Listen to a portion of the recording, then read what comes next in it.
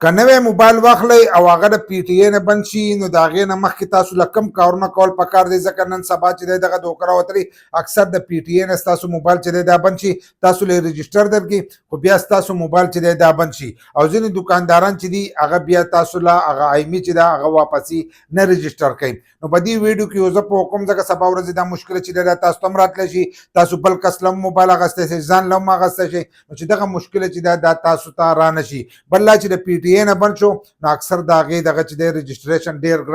ګران دی چې لکه څومره موبایل دی نو دومره ریټ پې اکثر چې دی ټیکس پې جمع کېدی نو هغه موبایل چې دی هغه تا ته دوباره چې دی هغه په روپو باندې پرېوځي نو همیش دپاره چې دی دا به تاسو چک کوئ چک کوئ به چې د دې آیمي خپله دا که نه ده که تاسو نوی موبایل اخلئ په نوي موبایل کوم دا دوکې راځي اکثر دغه آیمي چې ده اول نمبر خو خپله آیمي چې ده دا به چاته ښیي نو یو به په موبایل په کیمره باندې چې دی چاته نه ښایي یو به چې دی فیسبوک او دې له به د هغې تصویر نه ورکوئ ځکه چې دغه تصویر تاسو ورکړو نو دغه آیمي ستاسو پټېدی شي او په دې نورو موبایل چې دی دا رجسټر کېدی شي که نورو موبایل پرې رجسټر شوې نو دا نورو سره بیا ستا دا موبایل چې دی دا هم بندېدی شي لکه ستا موبایل چې دی د هغې نورو سره بندېدی شي چې هغه بند شو نو بیا تاسو ته دغه مشکله چې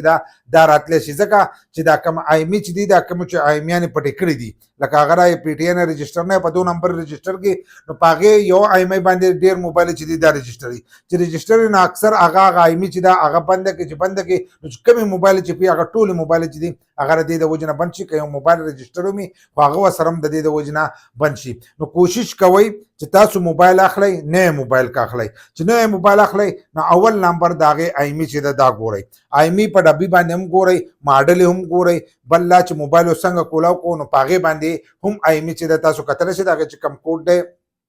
06 د هغې کوډ ده چې هغه کوډ تاسو میلاو کړئ نو تاسو ته هغه آیمي چې ده دا تاسو ته راشي چې څنګه دغه آیمي تاسو ته راشي نو هغه آیمي راواخلئ او د ډبي آیمي دغه وګورئ ماډل یې وګورئ چې دا ټول هر سره یو شانتي دي که نه دي که هغه یو شانتي نو بیا صحیح ده بیا ستا موبایل چې دی دا صحیح دی او د ډبي سره دغه دی بل لا چې تاسو تصدیق هم د دې کولی شئ د دې لپاره به تاسو د هغې اپلیکیشن چې دی سی ایم اس چې دی سی ایم اس کوم اپلیکیشن چې دی د پی ټي ای نو د هغې په تر باندې چې تاسو د دې تصدیق چې دی دا تاسو کولی شئ نو ستاسو دغه چې دی موبایل چې دی دا به بیا نه بندېږي چې د هغې نه تاسو تصدیق چې دی دا وکئ بل لا د داسې دکاندار نه یاله چې هغه اعتباري دکانداري او تاسو ته پته لګي چې هغه دغه 2 نمبر کار چې دی دا نشي کولی که نه ځینې کسانو داسې کړی چې د هغې ماډل آیمي چې دی دا ور اچولی نو هغه بیا هم په ډېره مشکله باندې کتلی کېږي لکه اوس مثلا دا موبایل دی او دا د پی ټي ای نه رجسټر نه او دې ته د دې ماډل هر سره ور واچو نو اکثر ځینې کسان بیا دغه نشي معلومولی هغې چک کړي چې هغو ته هلته کې راشي چې دا